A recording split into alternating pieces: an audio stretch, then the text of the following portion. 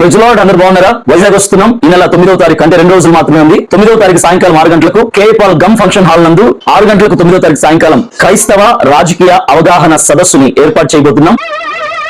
ఏంటి బాబన్న ఇంకోసారి అన్న క్రైస్తవ రాజకీయ అవగాహన సదస్సుని ఏర్పాటు చేయబోతున్నాం. అరే నిజం చెప్పురా, నీ ముఖం చూస్తుంటే నాకేదో తేడా కొడుతుంది. ఈ మీటింగ్ కి ముఖ్య అతిథులుగా అజయ్ బాబు ఇద్దరు కూడా అటెండ్ అవబోతున్నాం. ఈ మీటింగ్ కి ముఖ్య అతిథులుగా అభినయ దర్శన నేను అజయ్ బాబు ఇద్దరు కూడా అటెండ్ అవబోతున్నాం.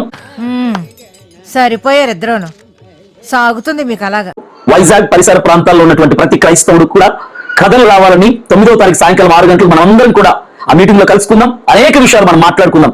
క్రైస్తవ రాజకీయ అవగాహన సదస్సు జరిపించుదాం.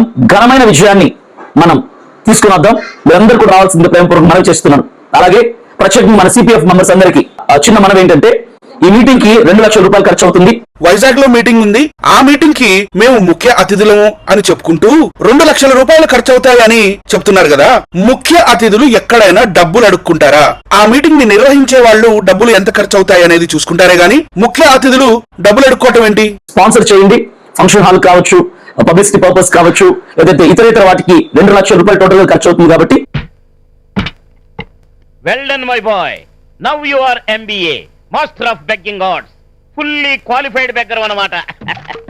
ఇదిగో నీ సర్టిఫికేట్. స్పాన్సర్ చేయండి. ఫంక్షన్ హాల్ కావచ్చు, పబ్లిసిటీ పర్పస్ కావచ్చు, లేదంటే ఇతర వాటికి 2 లక్షల రూపాయలు టోటల్ గా ఖర్చు అవుతుంది. కాబట్టి ఎందుకు స్పాన్సర్ చేయాలండి? ముఖ్య అతిథులకు స్పాన్సర్ చేయడం ఏంటి? అవన్నీ నిర్వాహకులు చూసుకుంటారు కదా. ఆడిటోరియం కి ఎంత అవుతుంది, అడ్వర్టైజింగ్ కి ఎంత అవుతుంది, ఇవన్నీ వాళ్ళు చూసుకుంటారు. మీకెందుకు డబ్బులు పంపించాలి? మీకు ఏమన్నా అప్పు ఉన్నారా జనాలు? Support Vizag meeting.